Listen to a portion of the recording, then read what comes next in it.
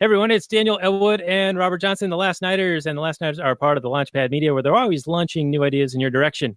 This is going to be episode 69 of the show, and you can find the show notes more at lastnighter.com/69. We're going to be doing Galaxy Quest with our friend, the Anarchist Mom, from anarchistmom.com, and we did not choose the guest appearance related to the number of the episode. I just want to make that clear that this is in no way a problematic the Me Too moment right now. Me Too, hashtag episode 69.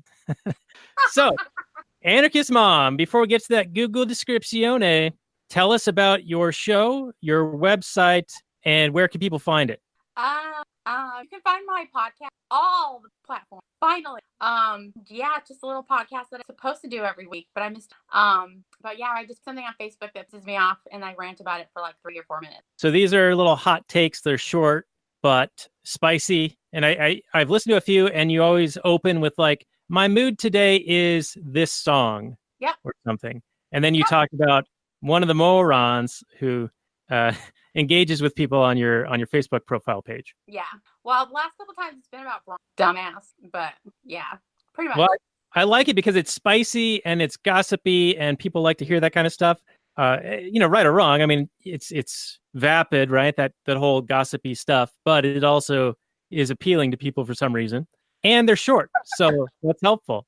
Now, you were our guest before on episode 48, where we talked about the Lord of the Rings trilogy. So that can be found at lastnighters.com/48. So we will link that on this show notes page as well, so people can hear your prior audience experience, your introduction to our audience. Also on thelaunchpadmedia.com. I think I said that already.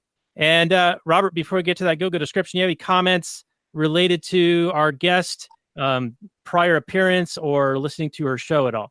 No, we're just going to have to tread lightly.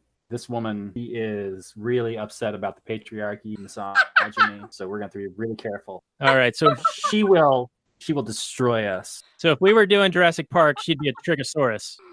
I like it. All right. Well, that's enough filler content here, and I say that advisedly because both of you indicated that you didn't think there was much to talk about on this one. So we're trying to elongate this.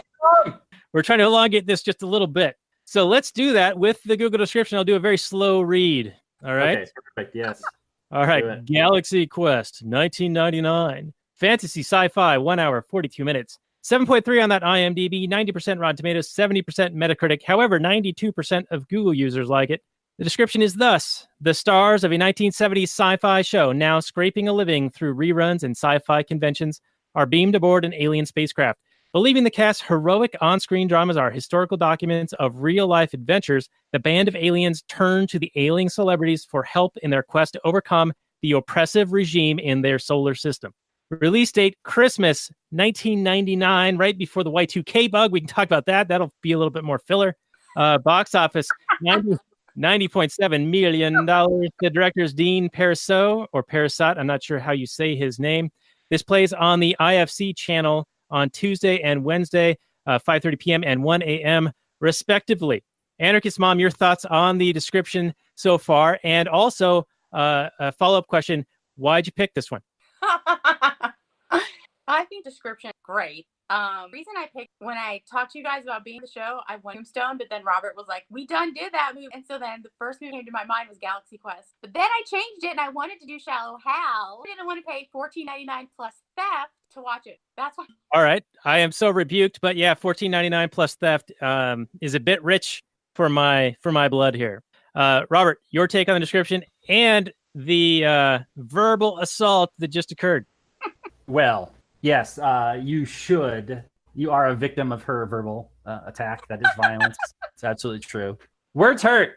Anarchist Mom cause harm, pain, and Daniel's feels. But anyway, the movie, that's what happens in the movie. It was funny. There's some good stuff, a little bit. It plays like an episode of Star Trek, an old episode of Star Trek, but kind of updated for the end of the 20th century. I don't know. It's got bad CGI that didn't age well. It's got a really good creature effects on the main villain, though. He looks really cool. I thought he was really good. Yeah, what's his name? Sisek? Is that right? Saris. See, Sarek? Sarek. S. Saris. Saris? Saris? Saris. Okay. I'll take What your is word she for saying? it. I can't Who understand. knows? I don't know. When a woman talks, it's just blah blah blah. Oh my God. All right, Andrew's mom. If Andrew's I wanted mom. to be verbally assaulted, I would have gone to my parents' house. Well, I'm glad that you can come here and get the same level of love and care. All right, so Robert, you mentioned the Star Trek, and yeah, this is a bit of a send up of Star Trek, and it is so much one that during a convention, I think in the early 2010s, so maybe 2011 or so, they included this in their ranking of best Star Trek movies up to that point. There were 11 legitimate Star Trek movies in the franchise at that time, and they added this as the 12th for their rankings, and this came out as number 7 of list of best Star Trek movies. Up to 2000. Yeah, I mean the 90s were filled with some craptacular Star Trek movies. The Next Generation ones did not start off well. I think they got ended a little bit better, but I think that was post 2000. I think it was in 2011 when this poll was taken at a convention. Oh, well then. So it might have included the first of the Chris. You got to have the first Star Trek. You got Wrath of Khan, maybe Star Trek 3, and then 4 is crap, 5 is crap, 6 is crap. But then it gets a little bit better at the end. I don't know. All right, so I know that our listeners can't see this, but some of our viewers can. We're talking to the hand. Your hand is like up while you're talking. So it's like bad CGI effects. Like, oh, the monster of the hand is going to get us. But anyway, yeah, I found that kind of interesting that they actually included this in here, and it is a cool thing that they do this parody satire of Star Trek and the concept of the conventions and super fans like knowing so much more about the show than even the people who made the show, because they're the ones behind the scenes like reconstructing like, okay, this must have been here because in this episode they turn the corner and you can see this, so therefore the dilithium crystal box is over there or whatever. And it reminded me of when we watched The Shining for an episode we did a while back. There were people who are analyzing and doing like layouts of the Overlook Hotel and how the rooms and where the windows were actually impossible. And they had theorized that was intentional by Kubrick so that viewers wouldn't know what was wrong, but they would sense this unease because where things were in relation to each other didn't make sense, kind of not on a cognitive level or a conscious level, but it didn't add up. So then it would kind of weigh on people as a viewer. Right. So I think you're specifically talking about when Jack first gets interviewed for the job. There's a window behind the guy that doesn't make any sense at all. But as far as the movie is concerned, the writing in Galaxy Quest, it's actually pretty tight. Like you were saying, there's a lot of good foreshadowing done for the nerds that know all the stuff about the ship and they know all the details about everything. And they establish early on that the actors don't really know that much. And then you get a payoff for that at the very end. It was pretty fun.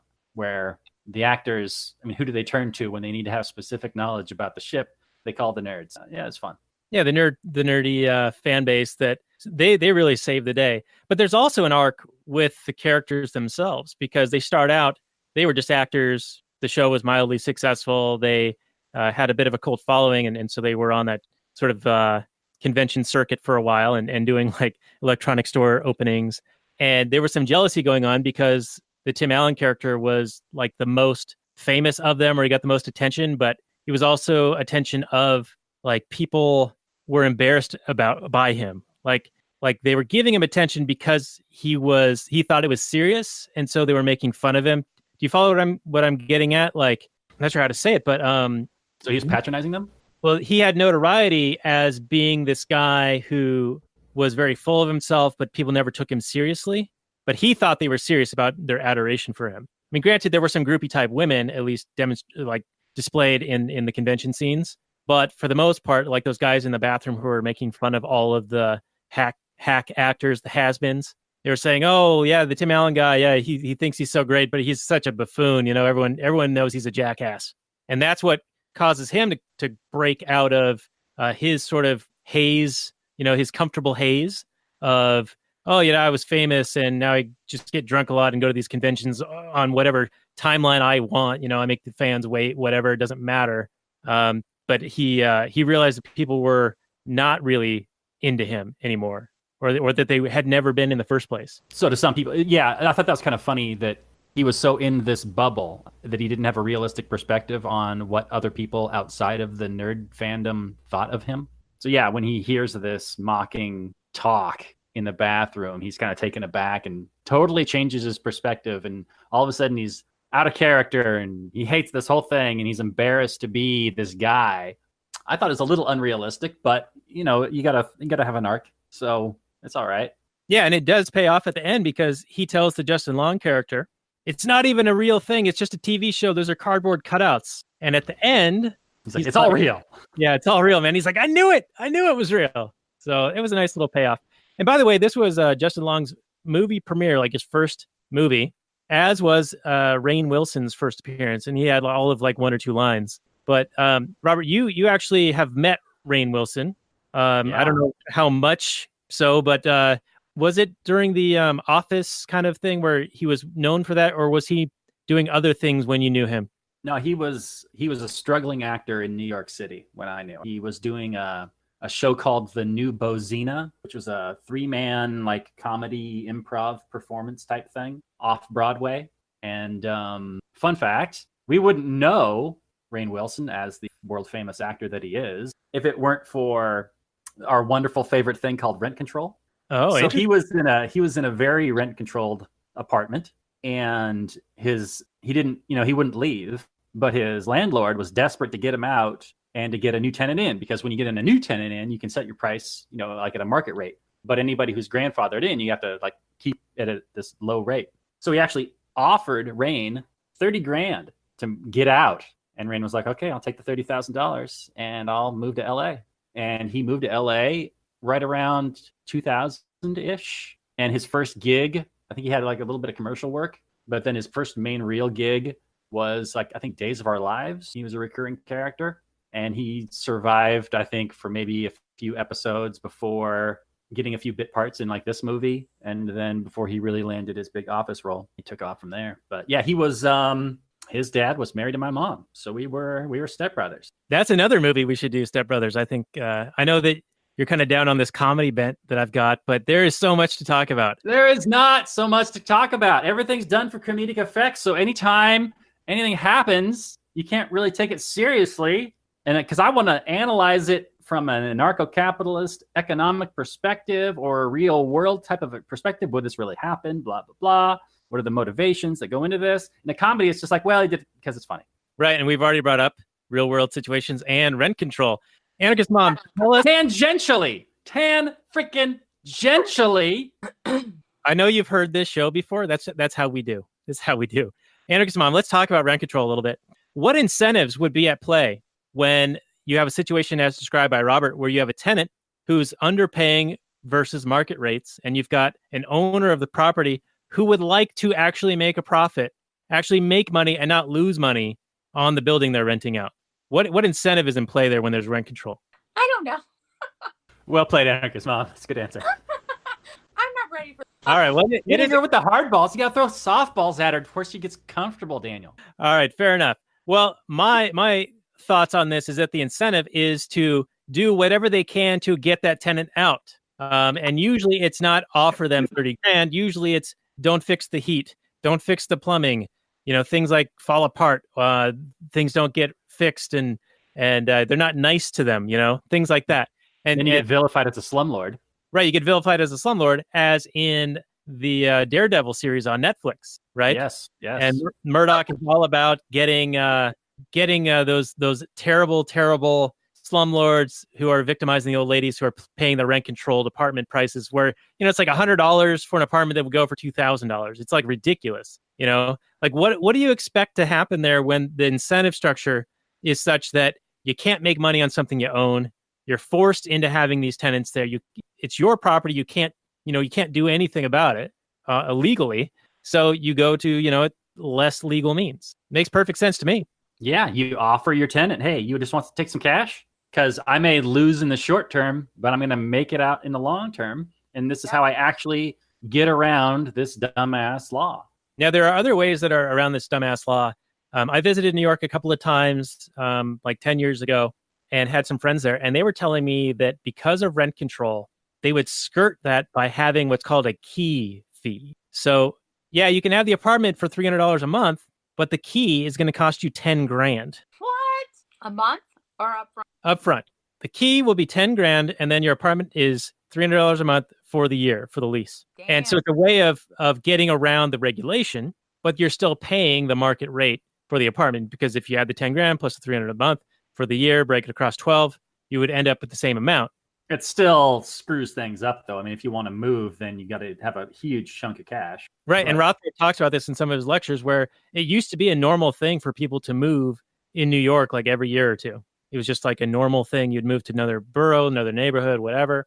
And when these rent control situations happened, all that stopped, or a lot of it stopped. And people were like, well, I've got this rent controlled apartment now, and I'm going to live here for 40 years or as long as I can. Right. Like What in was that, Friends. Anarchist Mom? Yes, like in Friends. Yep, I don't remember if there's- that was specifically rent controlled, but it must have been. it was. It was for sure. That was the storyline. All right. And there's also was it positively told, positively depicted as a good thing? Because they had lived in a really nice apartment, as I recall. Yeah, it was. It's totally positive told. Yeah, and then there's that famous Seinfeld episode where they're reading the obituaries, trying to find apartments where they can get the rent controlled apartment. There's lots of episodes of Seinfeld where they're trying to get apartments and people die. There's at least 3 or 4. Yes, because it's so hard to get a good apartment in New York City, or at least it Yeah. was at the time. Because All right. government gets in the way of the market.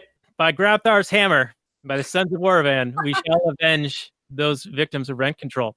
Which Walter Block has a great book, Defending the Undefendable, and he talks about the miser and the libeler and the slanderer and all these things, and the slumlord, and how they're actually providing a valuable service to the community.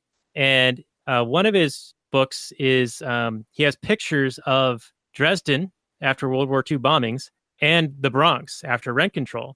And the trick is you got to figure out which is which, and you can't really tell. So rent control, totally disincentivizes taking care of the properties. And lo and behold, all of a sudden there's a lot of fires for the insurance money when you have things like that. So perverse incentives at play.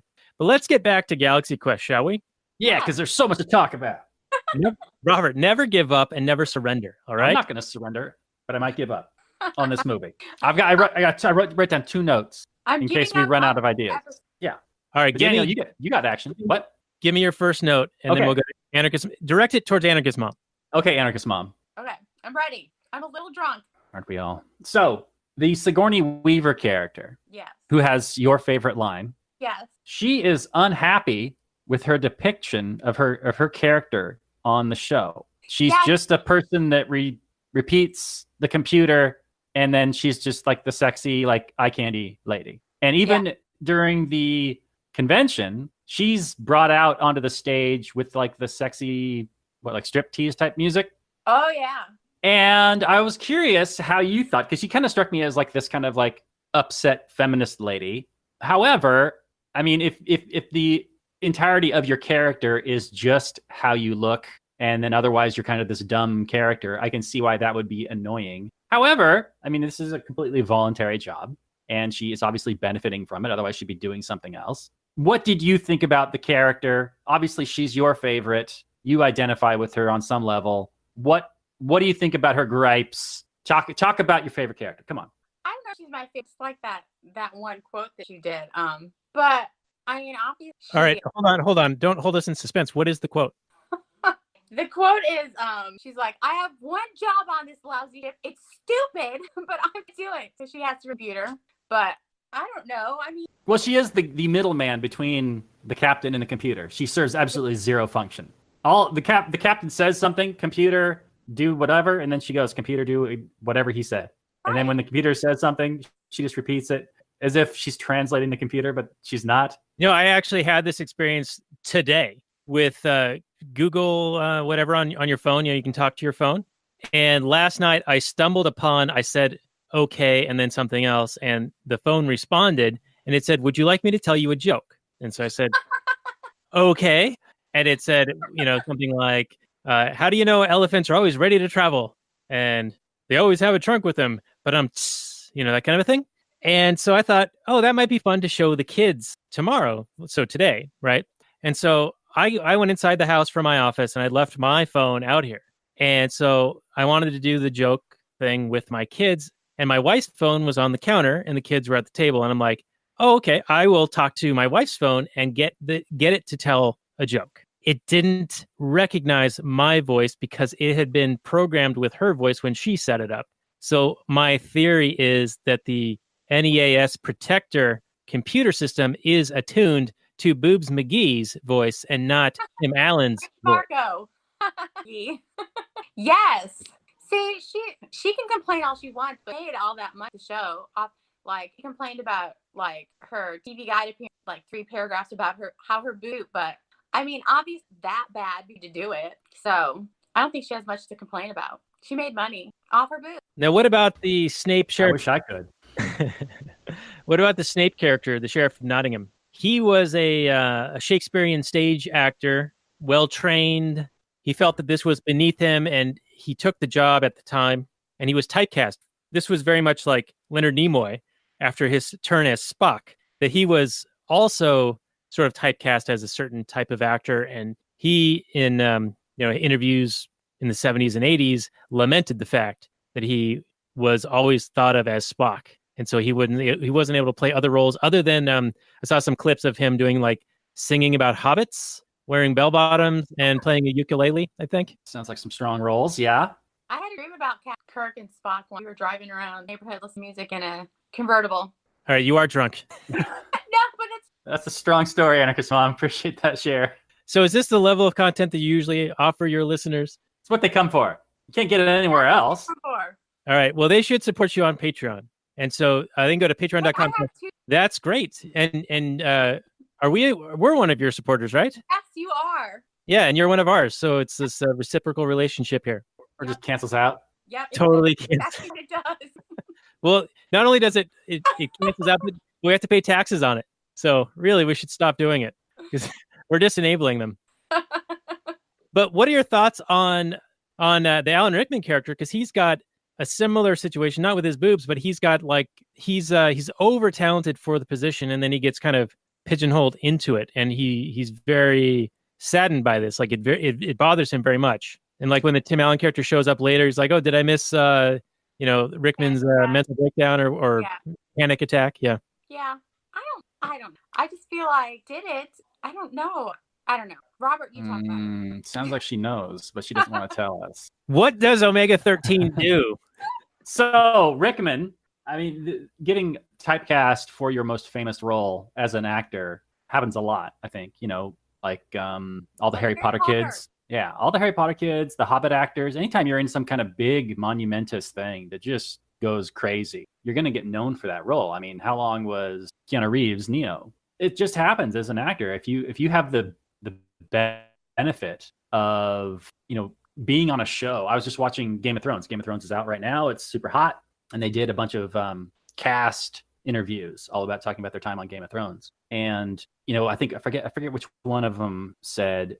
They were asking him, what was your last season like? And he's like, well, I was just savoring it because I count my lucky stars every day that I'm on this huge show that's just #1 worldwide, and you just don't capture lightning in a bottle like that ever again in your career. Chances are super rare for it to happen once, let alone happen twice. And yeah, so you're going to be known for the rest of your life as X character on that show. You can either look at that as a positive or a negative. Some actors can embrace it and celebrate it and go, wow, that's an amazing thing that happened to me. Other actors go, now I'm typecast. I remember when David Schwimmer, when he was Ross on Friends, he was interviewed and he said, if I'm still Ross when I'm whatever 50 or 60 or something, he's like, that'll just be the worst thing. And he's probably still Ross because he hasn't gone on to do anything that's anybody remembers him. But he was in Pallbearer.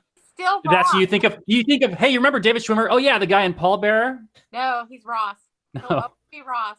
It's like when Snoop Dogg turned his name to Snoop Lion. It's like, does anybody think of him as Snoop Lion? Oh, you know that rapper Snoop Lion? No, nobody says that. Well, there are some successful self-identifying as something else that do occur. We've got the Puff Daddy to P. Diddy transition. We've got the that was a smooth transition. Bruce Jenner to whatever. Another smooth transition, yeah. Nothing but smooth transitions. That's how the world goes. But back to the typecasting thing, I think Rainn Wilson is always going to be Dwight Schrute. He will. Yeah. And you even see that in the 2 lines he has in this movie. I see Dwight. when I see him in this movie, as briefly as he's in here. Yeah. Right. Yeah, Never I would even agree with before that. He was Dwight. He has done some interesting work though, where he is definitely not Dwight. He was in a movie with who's the guy that was in played Robin in the Batman series? Chris I don't know. O'Donnell? So Donald, No. The next one. He was in Inception. Leonardo DiCaprio. Now the other guy. He has 3 names. He's one of those 3 name guys. What the hell? Anyway, he was in that movie and he was like the super angry, like depressed, rough guy. Anyway, yeah, he's pretty good. But if he's ever in any kind of comedy, he's just he's Now, did you ever see The Rocker? Was he Dwight in The Rocker or not? he was mostly Dwight in The Rocker. I saw The Rocker. Having had connection to the guy, I followed him for quite a while. I don't know. I know what he's doing now. I haven't watched anything he's done in a long time. But right now he's got a YouTube channel called Soul Pancake, and he's one of the few Baha'is in the world, but especially in like Hollywood, which is a religious, and he kind of promotes that on this religious show. It's kind of like a mysticism and comedy and whatever. Anyway, that's what he's into. Is it the type of thing that you would watch it and go, this is what JP Sears makes fun of? I don't know who JP is. What? JP Sears Robert. is the guy with the long Don't hair. ignorant shame me. He How does dare you? hilarious videos about veganism and religion and yoga and all these things. And he awesome.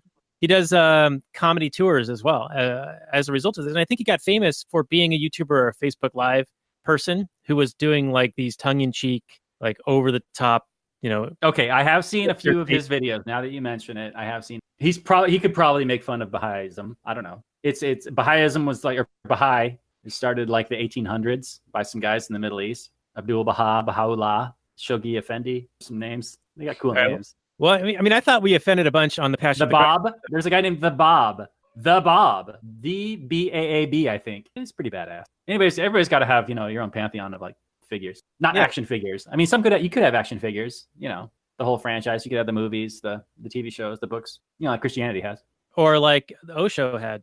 He didn't have the action figures, but he did have the books and the movies and the clothing selection at the there's no clothing line. Right, yeah, all the red or the pink or whatever the color was. So anyway, let's shift over to Justin Long a little bit, because we just did a movie with him recently, Dodgeball, where Justin Long, he's like the same character in every movie that he's in, as far as I recall. He's young, earnest guy. Yeah.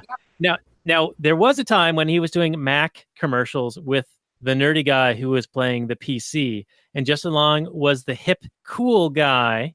Like, I'm a Mac, I'm cool, and the PC guy was super nerdy. So I just recently had my MacBook Pro die on me, and so I now associate that terrible event with Justin Long. So I don't know why we've been doing Justin Long movies lately, but that son of a bitch. Let's go get him. Well, let's go beat the crap out of him. Well, let's rant about Macs a little bit, because I don't know if you know this, but the last couple of generations of their products haven't been as good. It's like they've been treading water.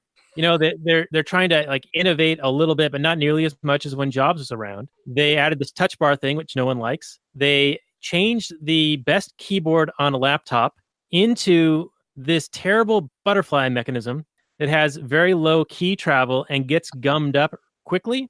And now they're on the second generation on it, and they put a silicone membrane in there to try to dampen it and make it better, but people still hate it. So the point of this mini rant is not only to fill time, but to mention that though my MacBook has died, I don't have one in mind to replace it with.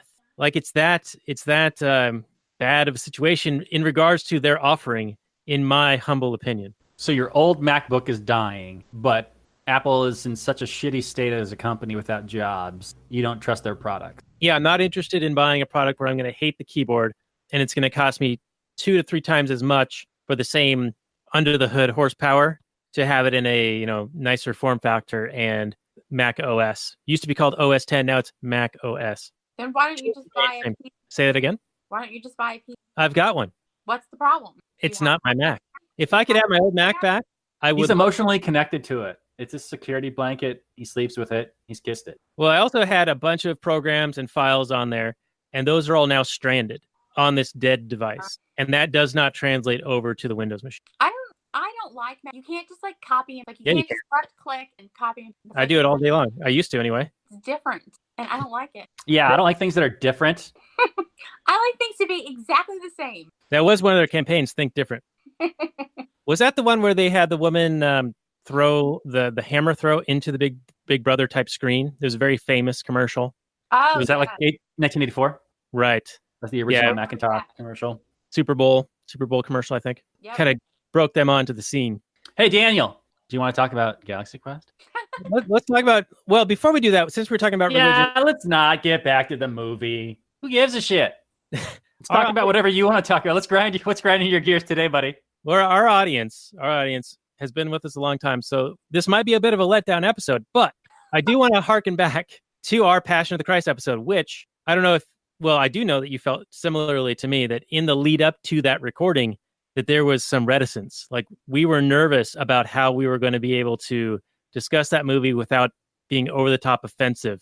And ironically, or ironical enough, we did offend somebody, but not for the reasons that I thought we would offend them. Not for any of the religious stuff, not for any of the religious overtones, nothing. None of that seemed to elicit any negative response. In fact, people who are Christians wrote on our YouTube channel under the video, they said, oh, you know, we really enjoyed this episode. You guys handled it very well. Even though you said you were atheists and you had the anarcho-Christian on, it was a good episode.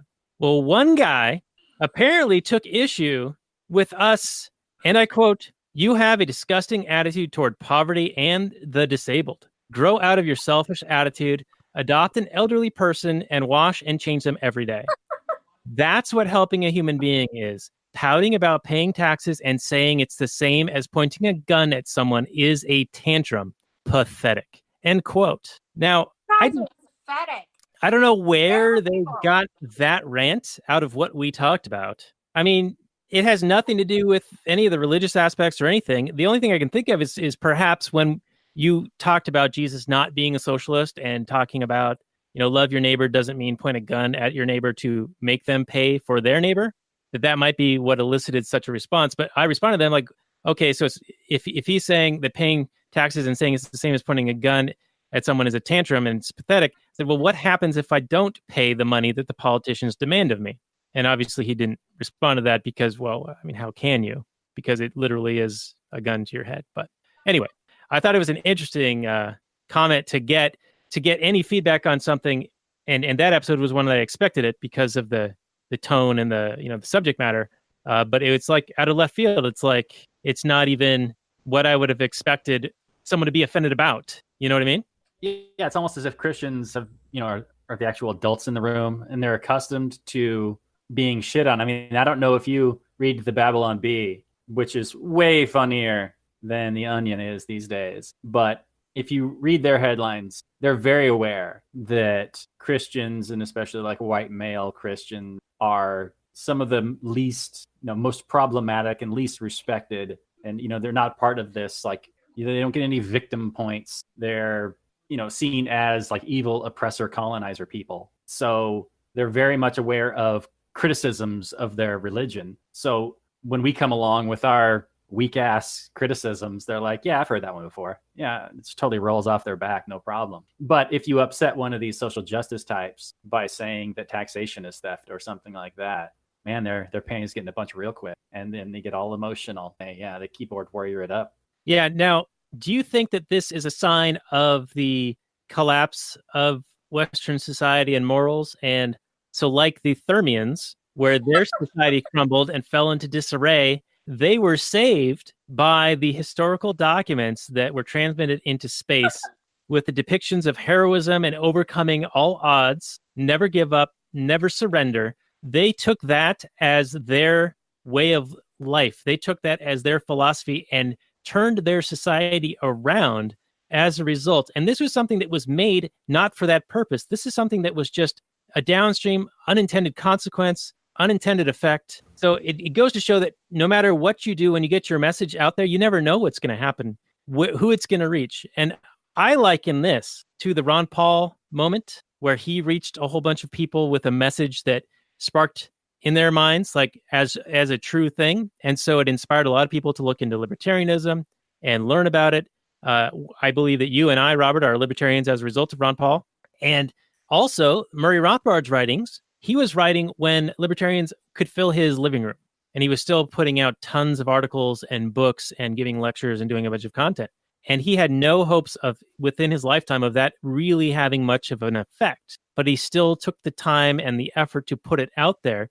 And they're still publishing books based on his notes and his work. And it's very, very powerful. And it's almost like how they made this show and how it inspired a culture to save itself. Do you see libertarianism and Austrian economics as potentially those historical documents to save Western society from collapsing on itself? Robert, go. So you're saying that if we broadcast Murray's lectures into space, there could be some Thermians or some other civilization that would see that and want to make their civilization great again. I'm not saying that literally, but I'm saying in a sort of loosely similar way. Like, so you had some kind of fantasy where you were beamed aboard some alien spaceship and they were like, Daniel, please, how do we save our society? And you were like, I know exactly. I got these lectures. And they're like, the historical documents.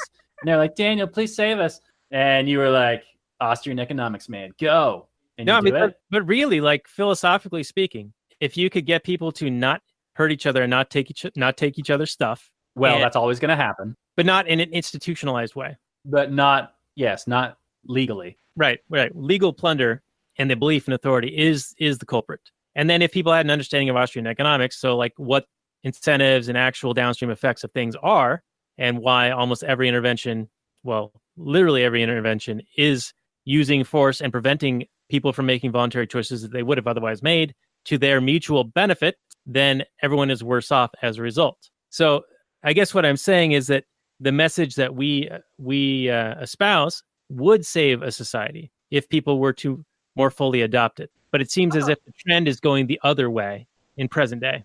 The pendulum is definitely swinging the other way, swinging towards socialism. More and more people are seeing a positive angle of socialism. And, every time it destroys a society, they're like, well, that's not true socialism. So it makes me wonder what they actually think socialism is. Just all good stuff, just sandwiches and turkeys and cupcakes. And no force. It's just sharing. Everyone's sharing. Everybody wanting to share all the time. That's what it is. Right. And like the Thermians, they discover lies and deceit. And that is politicians, and that is political promises. Yeah, that's another thing. That's a thing that kind of bothered me about the behaviors of the main characters in this film. And I'm wondering your guys' take on that. Did you have an issue with the fraud committed by the Tim Allen character and afterwards the rest of the crew when they purported themselves to be these space explorer people when they were absolutely not?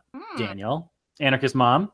That's a good question. I never even thought about that. You could look at it the Machiavellian perspective, the end justified the means, but I mean, that's not really a good way to look at things. So I guess, yeah, they were kind of liars, but I never even thought of it that way. And the Thermians said that they learned this from Cisco or Sissy or whatever his name was. Saris. And they said it's a concept that they learned at some great cost. And I mean, that's politics. That's people lying to you to get your vote, promising you things, and it's all lies all the time. And they rarely follow through. But as far as the main characters playing their roles, at first they were accidentally doing it, right? Tim Allen thought that he was being invited to do another gig, to do like some event where he's to play his character. And so he doesn't even take that seriously. And when the Saris character first is involved with him, he's like, all right, fire all guns, fire all missiles, fire all phasers. And he's just takes off, he's hungover, whatever. But then he realizes, or he learns that it's real, and he wants to go back. And he thinks that he's this hero because that's what everyone tells him that he is, because of his prior experience with them. So he's trying to get his other, cast members to go and play along. And then when there actually is serious trouble, I think they put on this facade to maintain the morale of the people who look to them as heroes. And I think that was a necessary thing at the time. Yeah. Was it an immoral thing? They're committing fraud. In a way, I mean, they are faking it till they make it, and their character arc completes when they actually are able to make those decisions that are effective and do have valor. And the Laredo can actually drive the ship, pilot the ship properly. the ends justify the means. Is it right for them to lie and to get, even though everything turned out okay, and they still lied? Yeah, they lied. What if somebody came along and were like, "Hey, you're an auto mechanic, right?" And you're like, "Yep, totally an auto mechanic." And they're like, "Great, we got this super critical mission, and we're gonna definitely need an auto mechanic because this car's gonna break down in the middle of the Alaskan highway, and we're all gonna die if you don't do your job." And you're like, "No problem, let's do it." And then you just fake it till you make it, right? Or would you actually say, maybe you guys should get like a real auto mechanic because that's going to be a better option for you? Right, but you're assuming foreknowledge before they actually are in the event in those trying times. Like they were already in this position before it became serious. And they were backed against the wall. And so were all the people that they were, or the aliens, the Thermians, that they were helping. And it wasn't very long that they maintained the facade. When the Thermian leader was being tortured, Tim Allen did crack and he said, "Yeah, all right, we're just actors. We don't know anything." So you don't have a problem with anything Tim Allen does up until what? He's just a completely immoral character for you the entire movie? I love the Tim Allen character. And not only because he's a conservative-ish, libertarian light type who pisses off Hollywood, and his show got canceled, I think, because of his politics. Yeah, but the show's being picked up by Fox. Say that again with... I said the show's being picked up by Fox. All right, a third time so I hear it because you're a woman? What? I told you in the pre-show, which is available for our Patreon supporters at lastnighters.com/Patreon, that because you're a woman, I need to hear everything 3 times before it sinks in. Otherwise, I'll just put you on ignore mode. All right, their show is again for 2019-2020 by Fox and 2017 by ABC. Okay, all right. So I stand corrected. That's good. That's good.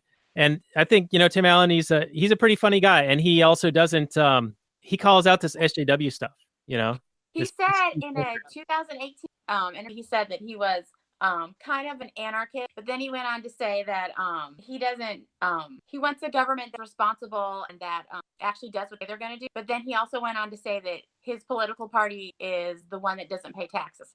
So I don't think he knows what anarchism is because he said in that article that he's kind of an anarchist, but then he went on to say that it was kind of for government. So he sounds like an ally that's still trying to figure things out. Yeah. He's got a full-time job. He's got to survive in Hollywood. It's not easy, man. You can't say too much. And I think that governance and government are 2 different things. I think you do need to have societal structures in place, voluntary hierarchies and things of that nature. Just remove the coercion and the belief in undue authority. Yes. And if he's against taxes, then he just needs to take that to the logical conclusion, and he'll be right beside us. It's so hard for people. They don't want to do that. They don't want to let go. There's a lot of built-in cognitive dissonance, a lot of indoctrination. You got to work through. It's a feature. It's not a bug. All right, so let's talk about a few of the other characters before we are actually already getting low on time. We've filled up this hour. Good job, everybody. We did it. Well, we're not there yet. I still have a bunch more content, actually. So let's talk about some of the other characters. I liked the monk, Shalhoub. What's his name? Tony Shalhoub? Yes. He was in X-Files. 2 episode Stop Life. All right, so we have our nerd here who can tell all about which episode number. And I thought that was a fun callback reference when they were talking about like tactics that they were going to use with the rock monster or with Saris. Like, oh, like in episode 22, do this. That was kind of a cool little nod. But I thought that the Shalhoub character was kind of funny because it almost seemed like he didn't give a fuck. It almost seemed like he was high. Right, and even the Sam Rockwell character, crew member number 6, the red shirt guy who died, as soon as they beamed down. He's like, "Are you high?" to the Shalhoub character. But then he has a turning point. He has this character arc where he realizes with the what do they call it, the dicer, where it's supposed to be like a particle beamer, but it chops you up into little bits and then reassembles you. Yeah. And it turns that little pig monster thing inside out. Yes. And then he loses confidence in his abilities. But then something inspires him, and I think it's the woman alien, the girl, that she like believes in him, and so he actually can do it and saves the Tim Allen character, shirtless, of course, in another funny nod to how Shatner would always end up with no shirt on in the original series in the 60s. But anyway, I thought that was fun, and I also thought that the Rockwell character was pretty funny. Yeah, how does it work making out with an octopus tentacle monster? I mean, they just have these like visual fixer thingamajiggers, right? But I assume when you're actually touching one, you're feeling all the squishy parts and the things of the tentacles. Yeah, so this is like what you were saying earlier. You want to talk about like what's feasible here. What would happen in reality if you had one of these machines that could optically change you, but you would still be a squid monster underneath? And Shaloub actually ended up rather enjoying that, and it's off screen. And then Rockwell's character is like, "Oh, no one should see that. Get a room," you know. So it's it's alluding to, I think, some BP tentacle porn, the Japanese hentai tentacle porn. Right. Yeah. So I mean, really, you're catering to all audiences in this movie, Galaxy Quest. Something for everybody. It's a great movie. It's got something for everyone. All right, moving on. There's they go down to the planet after going through the mines and damaging their reactor core. And why do the mines not destroy their ship?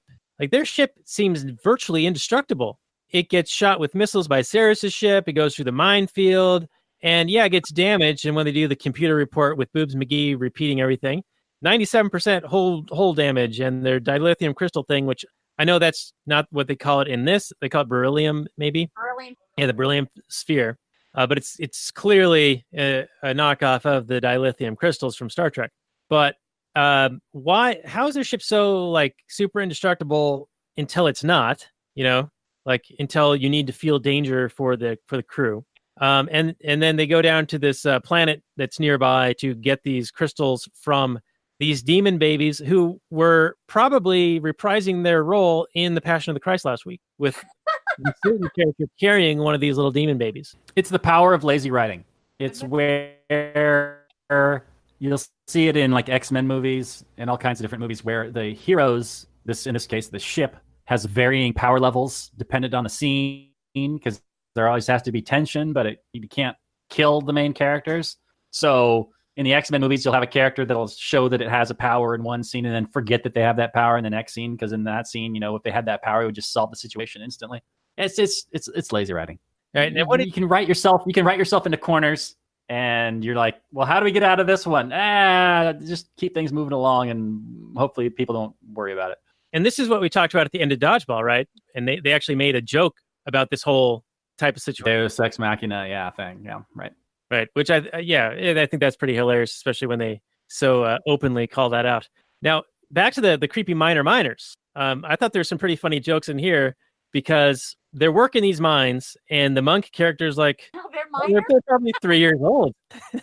And I think it was like a good spot to talk about child labor and how child labor, of course, it's a hot button for people, and it sounds terrible, right? It sounds awful, but the whole of human history up until recent centuries has been difficult and hard to get by. And so children actually did have to work in order to provide enough sustenance for the family to survive.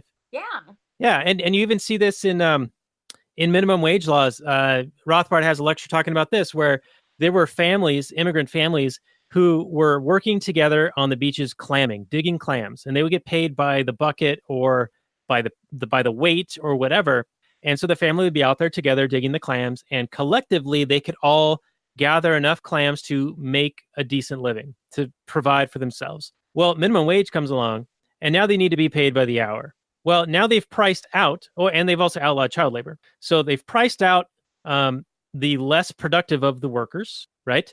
And they have eliminated the possibility of the children working. So now you only have the men working. So now the family struggles. Right, because the man alone can only gather so many clams. Right. He was gathering probably the most out of the family, but now you've just eliminated all of the other members of that family from being able to collect the clams, and the clams are still selling for, whatever the clam rate is, right?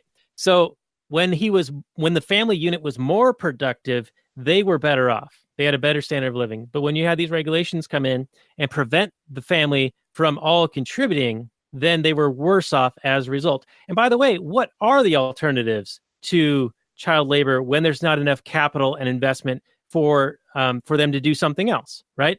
Like when you're living so close to the subsistence level, you're eliminating their ability to rise up out of that. And it's not as if they'd be skipping in meadows or going to school as an alternative.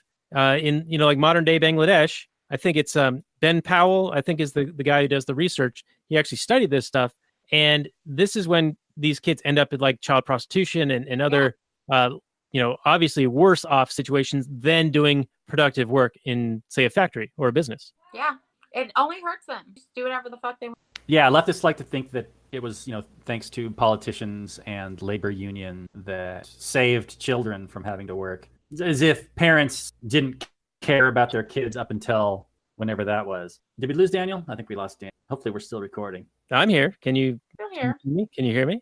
Oh, okay. You froze there. Oh, well, it's probably your terrible internet connection there, Robert. Suck it! All right. So that was my rant on the miners. Well, no, I actually have a little bit more. So the demon babies, the Sigourney Weaver character, Boobs McGee, she thinks they're super cute. And one of the injured ones goes up to the water to drink the water.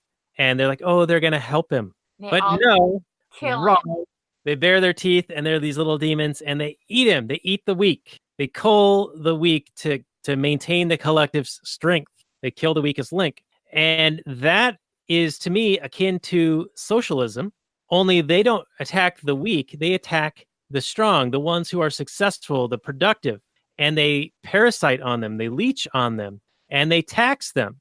And, it's funny because the left understands taxes when they want to disincentivize something. They have tobacco taxes. They have sin taxes. They have soda taxes. They have all sorts of taxes in that realm where they're like, okay, if it's going to cost more, then people will do it less. We're going to manipulate behavior by increasing the cost of something. However, they don't apply it to minimum wage or regulations that make hiring somebody, employing them, more expensive. They deny that has any effect on employment. Also, when you're taxing people based on their profit, based on their production, their success, you are taxing them on success. Therefore, you're saying you want less success. The incentive structure is backwards, and they want it both ways. But the thing that's in play, they are not consistent about. It's just cognitive dissonance. And economic ignorance, I would say. Like they probably view those situations as different. And in some ways, sure, they are different, but I think that the mechanism in play is identical. You're making something cost more, therefore the demand for that, whatever it is going to go down.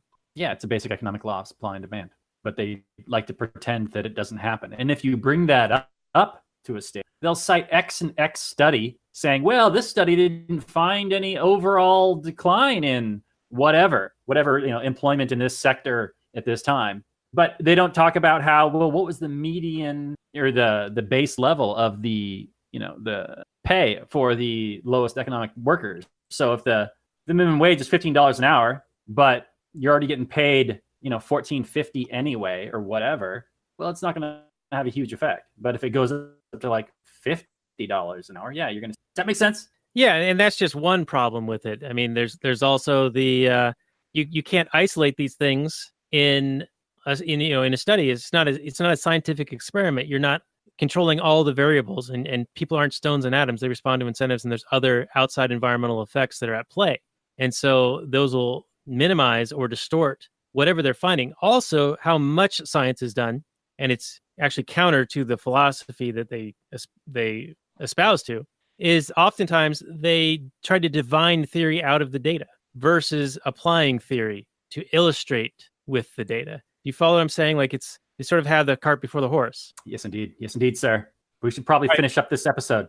Well, I actually have more content. You got more tangential relations between this movie and economics. Right. So we're near. Do it. What else you got?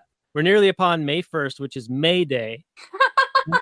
In the rest of the world, not in the United States per se, but I think it's becoming more and more a thing. May Day is a socialist holiday. It's about revolution. It's about marches. It's about workers uniting, et cetera, et cetera. My wife and I went down to Santiago, Chile, like about 5 or 6 years ago. And we were in downtown Santiago during May Day, and we saw the marches. And while we were seeing these marches, there was this fomentation of violence and threat, and this just air of it's not a safe place to be. And they were a pack of wild dogs, and there were dogs everywhere in Chile. But there was this pack of dogs, similar to these demon babies, attacking a weaker dog during this protest march outside of, I forget what it's called, but it's where Allende and the coup took place. It's the big famous building in Santiago. There was the airstrike. They fired bombs into it. La Moneda, I think is what it's called. Anyway, so we saw this like dog fight, and it's this tag team of dogs attacking one dog. And it's like these demon babies attacking the weaker one, but it's also like socialists ganging up via democratic means to pillage another. Wow, you're good. Daniel can see. He can see economics in anything. The economics whisperer. Right. So when you guys were saying there's not much in this, I was like, you guys are thinking too small. There's so much. There's so much in this. Now, there's even another thing, which this goes back to your deceit question. Somebody says, and I forget exactly who, but they say he's wearing a costume, not a uniform. He doesn't deserve the authority. And I think they were talking about the Tim Allen character. Yeah, Alan said that. Right. Yeah. And I thought it was a great point because I view the police in this way. They're just wearing a costume. They don't legitimately have the authority to do many of the things that they do. Here, amen, sir. Correct, 100%. Hey, guess what? What? Monday, I've had it for 4 years, so Monday I'm going to take care of it. So I'm going to go. Yeah, I knew it. I just want to look at her. You know she's a crook. I'm going to municipal court to take care of it. You've been getting away with far too much for far too long. Yep. Yeah, is it one of those wiffle ball bat situations like Robert here? No. She's not that much of a crook. No, You know, I ran a stop sign. Just never went to court for my... Well, you better lawyer up and shut up. I might have to. So what do you got to do? You got to pay some monies? Probably. I probably have to pay lots of money. It's been 4 years. 4 years. Yeah, the government's sitting there, bitch better have my money. I'm just going to go in and play dumb and be like, I don't remember this. I forgot. Well, good luck with that. I would consult a lawyer, consult a legal person. I can't give you legal advice. Nah, I'm just going to go in. Wing it. What All could go wrong? I'm just What's gonna the go worst in. that could happen? You guys, it's nothing. It's It's not like she's going to get thrown in jail for the rest of her life. It's just like running a stop sign. The state never puts anybody in jail unless they really deserve it. Never unjustly, never. Be fine. It's going to be fine. It's going to be It's going to be fine. You know, we're pulling for you, and if the worst does happen, it's gonna be all the more incentive for voluntary contributions to your Patreon at Anarchist Mom. Patreon.com/AnarchistMom. Anarchist Mom's Legal Defense Fund. nothing bad's going to happen. We're not Keep saying it. that. Just repeat that over and over like a mantra. All right, so back to the demon babies. When they're running away from the, they got the beryllium, dilithium crystal things, they're rolling them. They say there's thousands of them. I call bullshit. Even with the CGI effect, there's maybe 100. And then when they pull out wide, as the ship's taking off, and the Tim Allen character is being carried by these guys, and they're going to smash his head with a rock and eat him. There's maybe 100. There's not thousands. So I thought that was bullshit. And that Industrial Light and Magic and Spielberg and all the rest of them that did this portion could have CGI'd a million orcs in there, like Lord of the Rings style, like how we had in our discussion with Anarchist Mom last fall. And what episode was that again? Was it lastnighters.com/48? That's the show notes page for that. December. Back in December. That's right. So anyway, Ceres destroys the whole planet of the Thermians, and the only remaining Thermians alive are on this ship. And Ceres tortures their leader, and then he traps the remaining members of the crew on one of the decks and then opens up a hole in the ship to eliminate the oxygen. So they're asphyxiating, yet slowly and torturously, the crew. Obviously buying time for the heroes to come and save the day. But I thought that was one of those Bond villain moments where Ceres is just like, ha, ha, ha, I'm going to win, so therefore I'm not going to even bother taking this seriously and eliminating you guys immediately. I'm going to give you guys a chance without realizing it. So also in lazy writing contrivance, but yes, that's lazy in my comedy movies here. Lazy way to try and create some tension. Yep. Now, what did you think of Ceres' comment? And I should have brought this up earlier because you talked about the crew members lying and giving deceit to the Thermians. Because Ceres saw the little blip of their show and was like, well, you're obviously actors, like, how do these guys not get that? But he says, you guys have all done far greater damage than I ever could have. Bravo. And that's like this destroying their planet. No, but they're going to hurt their feelings. You hurt their feelings. It's way more important than their planet. Well, this ties right into the false hope situation that you were talking about earlier. The fraudulent, deceit of letting these people believe these false promises to maintain their morale. And that's also similar to the political promises, and Ceres even makes that point. Like, they understand lies and deceit. They don't understand, like entertainment and pretend. But when you get it to the point of lies and deceit, then it clicks with them because they explain it to them like they're a 5-year-old or whatever he says, like a child. Yeah. Yeah. Yeah. Another contrivance. the Crusher hallway, which seemed so very bad. much like The CGI did not age well at all. well, I'm just talking about the concept. Yeah, the concept's terrible too. But it's like you're playing Super Mario Brothers, and you got to like time it just right to get through this area. It's like all these video games, these side scrollers had this type of situation, this random hallway that's like booby trapped. But if you get the sequence down, you can get through. Right, and they did hang a lantern on it, but I don't know. It didn't save the sequence from. They hang a lantern on it by calling it out, like what writer wrote this. I hate this person. This is terrible. Yeah, this is just dumb. Was it funny for you?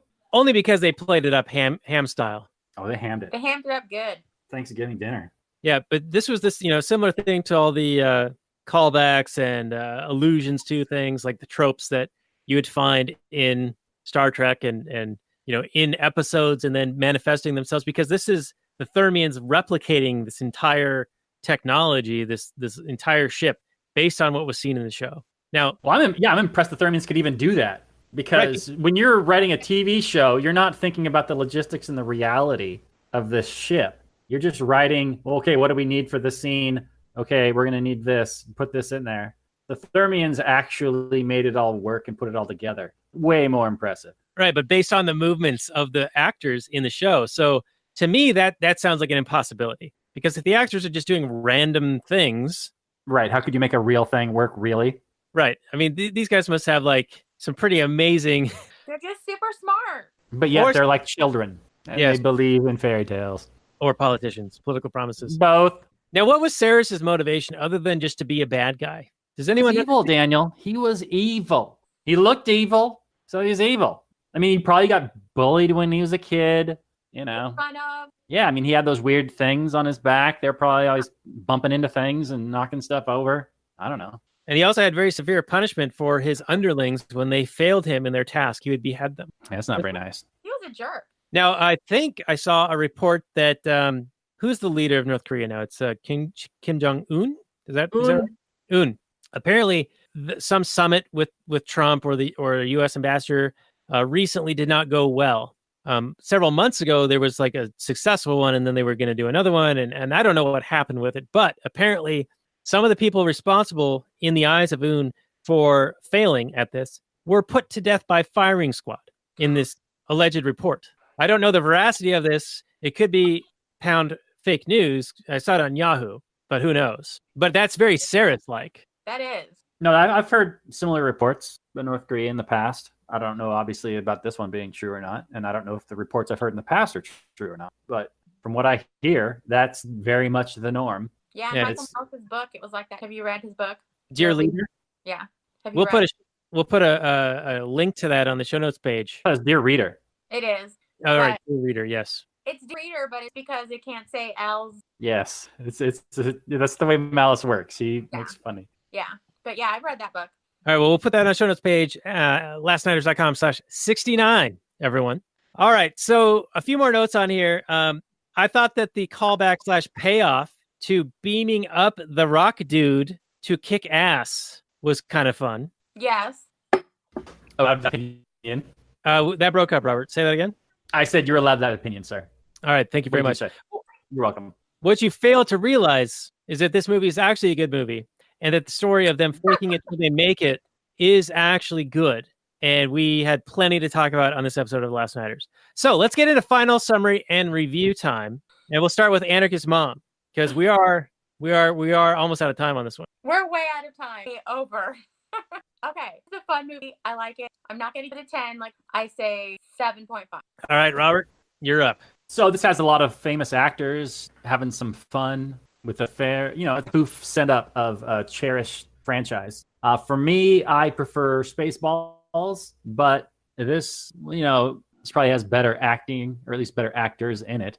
It still suffers for some lazy writing, but there are payoffs. There are setups and payoffs. And there are characters that have arcs, so it's not a complete disaster of a movie. So I'm going to give this a positive review. I think it's like a 6, although it only gets a 6 because of its genre and what it was trying to do. It was a movie, setting up Star Trek.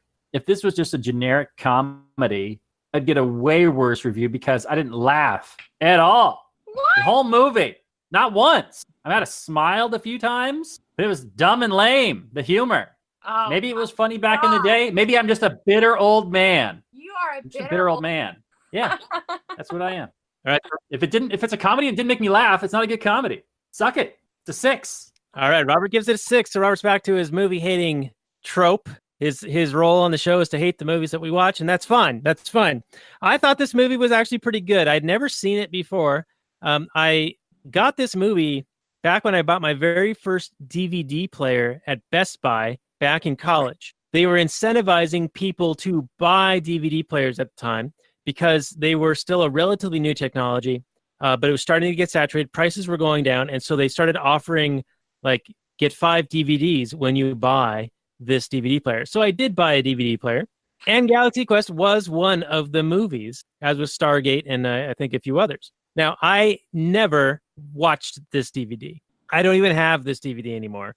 When we moved a few years ago, we got rid of all of our DVDs, and now we do Amazon Prime and Vudu and those types of things. But it just goes to show you that the level of interest in me watching this movie goes back a good 20 years now of not watching this movie until last night, based on Anarchist Mom's choosing it for this show.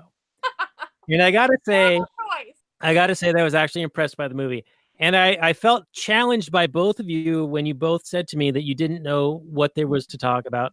So I shoehorned in a bunch of stuff from my notes, and we made an extra long bonus episode here of The Last Nighters, episode 69.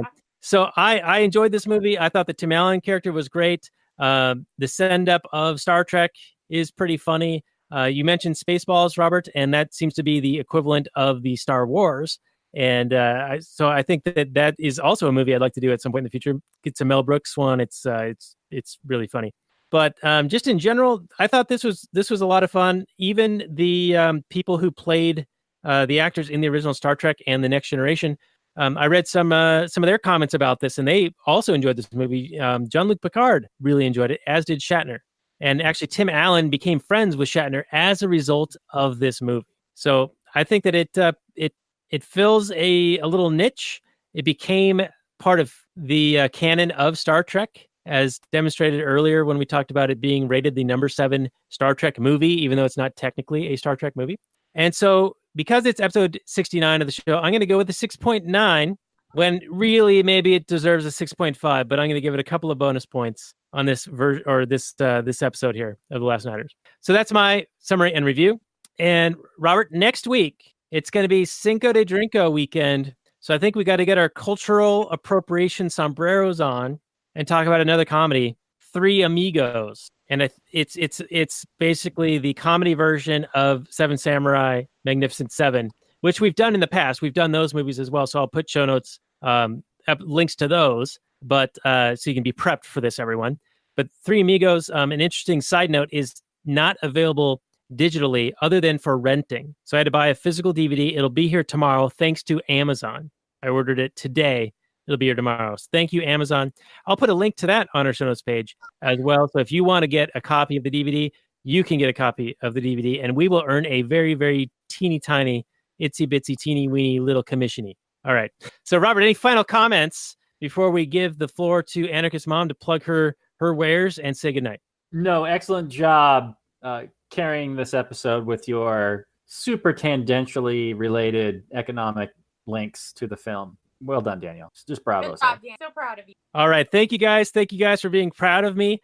Anarchist Mom, where can people find your show, the little rants that you talk about, and where can they support you for your future legal defense fund?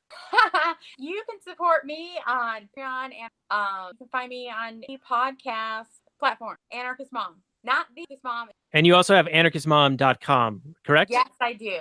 And all right. I do. All right. So we will put that on our show notes page. Thank you so much for being a guest on this episode of Last Nighters, episode 69. And with that, I'll say good night from last night, everyone.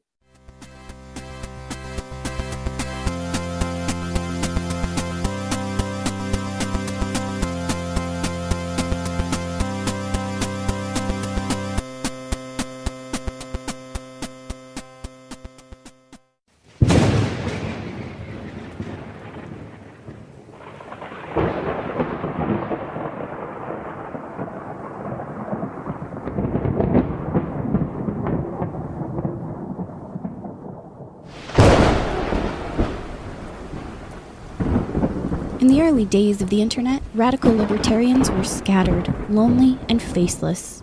Without direction, they resigned to scour the web, sifting through content providers in a wasteland plagued by YouTube demonetization, Facebook jail, and covert internet censorship.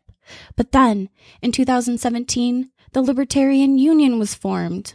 Finally, the average Joe libertarian could find a thriving community of independent podcasters and content providers, all in one convenient location. At Libertarian Union, we'll always have the latest news, interviews, discussions, and even movie reviews. With hundreds of episodes and more added all the time, you'll always find something fresh at libertarianunion.com.